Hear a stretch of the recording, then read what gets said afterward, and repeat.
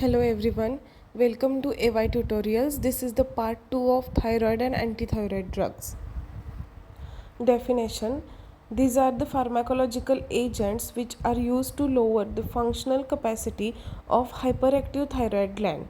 Means this is the definition of antithyroid drugs. They decreases the functional capacity of hyperactive thyroid gland, and these are the agents used to treatment of thyrotoxicosis, that is, it is excessive secretion of thyroid hormone due to the disorders like Graves' disease, it is nothing but the autoimmune disease, and toxic nodular goiter. Then classification of antithyroid drugs. First one, those inhibit hormone synthesis. It includes propylthiouracil, methimazole, and carbimazole.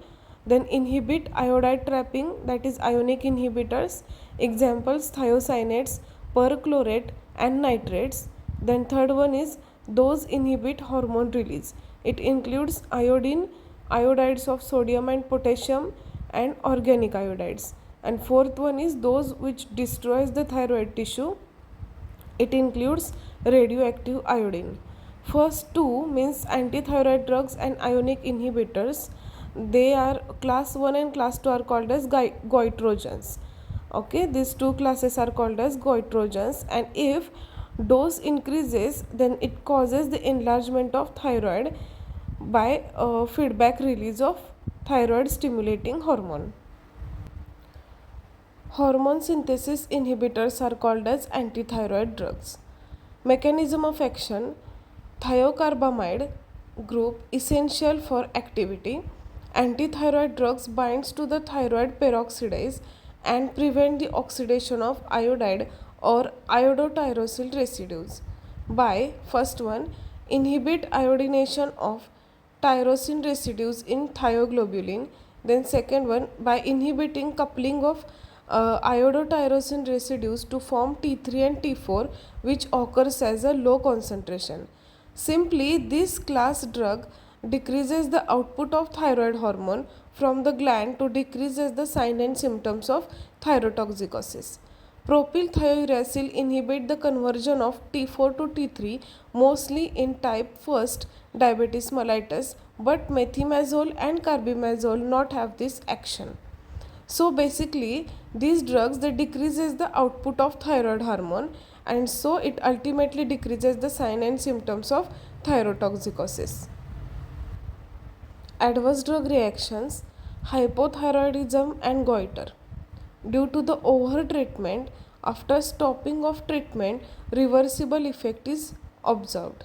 So after stopping this treatment, there can be this effect of like hypothyroidism and goiter will be there, and at a normal dose goiter does not develop because T4 concentration which maintain thyroid stimulating level normal, and high doses it causes excess thyroid stimulating hormone production, and so the enlargement of thyroid gland, that is goiter, occurs.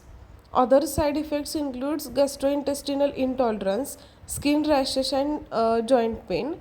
Then graying or loss of hair, loss of taste, fever, and liver damage. Then agranulocytosis and jaundice may occur. Preparations: propylthiouracil in the dose of 50 milligrams to 150 milligrams thrice in a day. Methimazole 5 to 10 milligrams, and carbimazole 5 to 15 milligrams. Then inhibition of T4 to T3 peripheral conversion. Uses: they controls thyrotoxicosis in Graves' disease and toxic nodular goiter. Sometimes patient takes another treatment like cough preparations, contrast media, aminodarone, less responsive to the antithyroid agent. In those cases, the dose should be modified depending on the patient. As definitive therapy, in some patients, after 1 to 2 years of the treatment, remission may occur, and after during withdrawal, if symptoms reoccur again, then start the treatment. Above situation is mostly occurs in the patients having short history of Graves' disease and small goiter. The cases like nodular goiter remission are rare or toxic, and that time surgery or radioactive iodine 131 is preferred. Some cases in elderly patient with multinodular goiter, maintenance therapy causes less responsive to a radioactive iodine 131, so surgery is advised. Preoperatively, surgery surgery is advised to thyrotoxicosis patients, which is very risky. To preoperative treatment of carbimazole is given. The treatment along with radioactive iodine, where there is prompt control of severe hyperthyroidism in older patients. The following sequences of the therapy is employed there.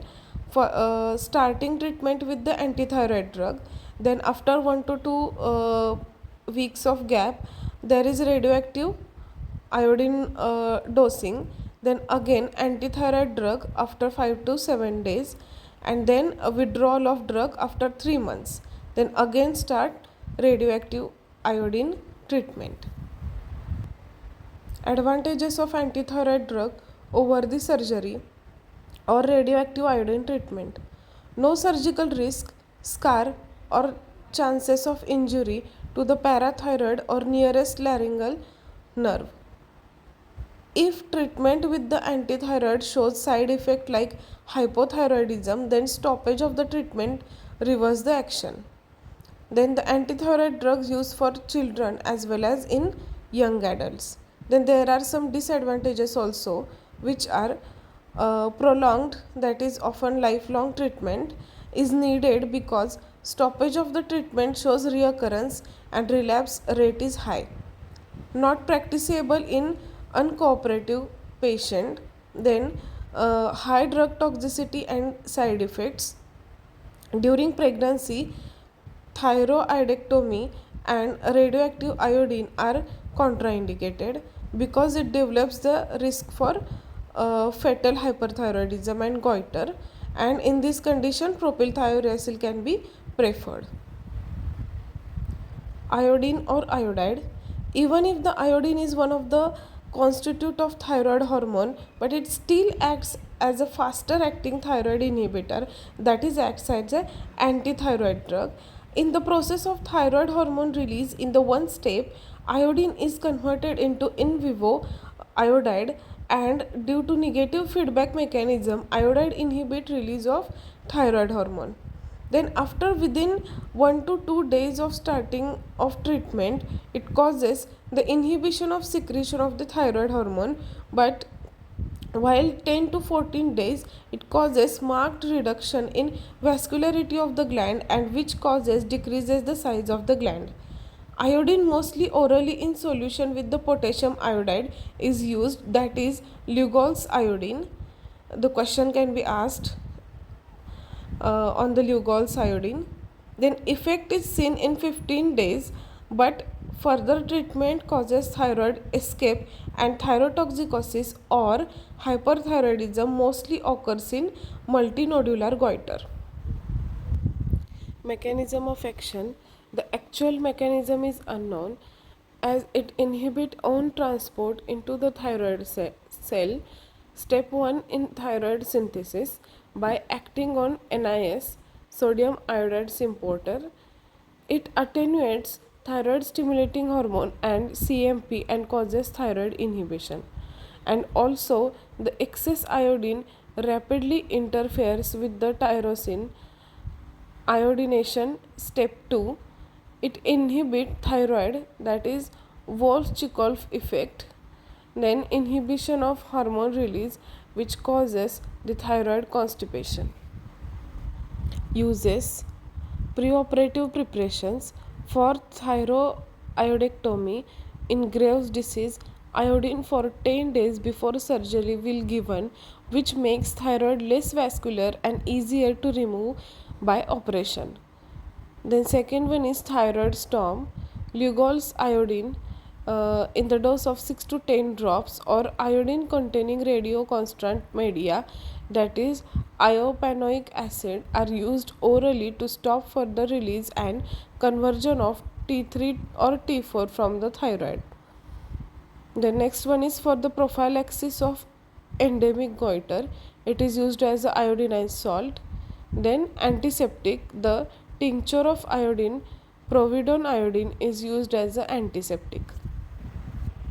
Adverse drug reactions, acute reaction, it occurs in sensitive people, shows symptoms like swelling of lips, eyelids, angioedema of the larynx, which may be dangerous also, and fever, joint pain, petechial hemorrhages, thrombocytopenia, and lymphadenectomy.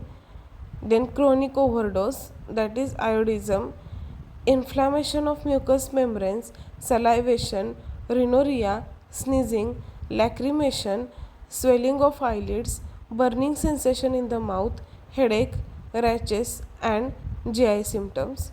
Then long-term use of high doses can cause hypothyroidism and goiter, as I have mentioned it previously.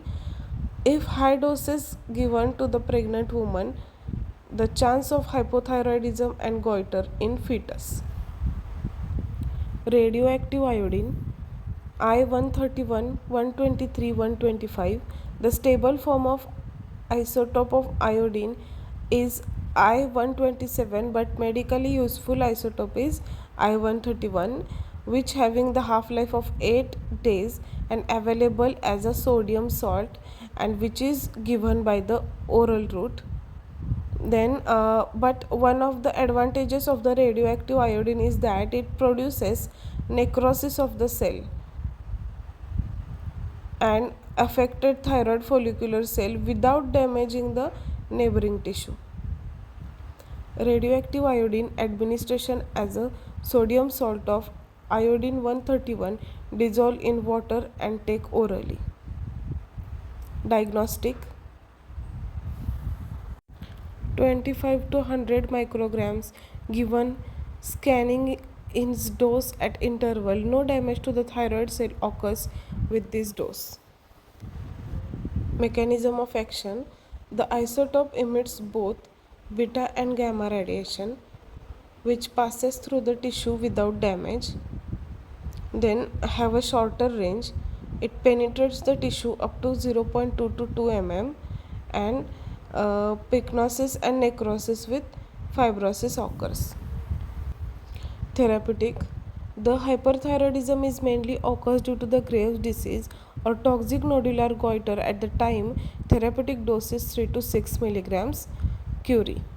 The high dose requirement for the toxic multinodular goiter is necessary, and the response to the radioactive iodine is start after 2 weeks and get increased after 3 months.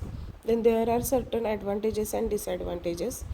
Advantages: the treatment with radioactive iodine is inexpensive, no surgical risk, scar or thyroid recurrent laryngeal nerves after treatment with iodine 131. Once hyperthyroidism is controlled, cure is permanently. Then there are some disadvantages also. Hypothyroidism is one of the uh, mostly occurring disadvantage. After 5 to 10% of the patient of Graves' disease, they are treated with iodide, radioactive iodine 311, become hypothyroid. Very slow response was observed for the treatment with radioactive iodine 131, and during the pregnancy, drug is contraindicated because it causes the fetal thyroid destruction. Beta adrenergic blocker, non-selective beta blockers, propranolol used for the treatment of thyrotoxicosis, because in hyperthyroidism overactivity of sympathetic nervous system was observed, that is palpitation, tremor, nervousness, myopath, swelling, very little effect on the thyroid function and hypermetabolic state. Beta blockers used for the treatment of hyperthyroidism for the following situation. First one is, while response to the carbimazole propylthiouracil is low, beta blocker given along with the iodide for the preoperative preparation before subtotal thyroidectomy. Thyroid storm, it is an emergency due to the decompensate. In above condition, emergency treatment with the beta blockers are given. Here we have finished the part 2 of the thyroid and antithyroid drugs, and also we have finished our topic. So if you like this video, please like, share and subscribe to the AY tutorials. Thank you.